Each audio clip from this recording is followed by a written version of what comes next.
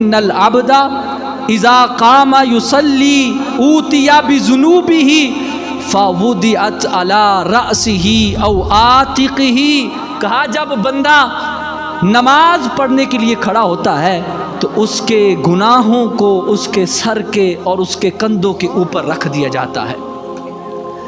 جب اس کے گناہوں کو اس کے سر پر گردن پر رکھ دیا جاتا ہے تو فَكُلَّمَا رَكَعَ أَوْ سَجَدَ تَسَاقَطَتْ عَنْهُ. تو کہا جب وہ رکوع کرتا ہے سجدہ کرتا ہے تو گناہ گر جاتے ہیں.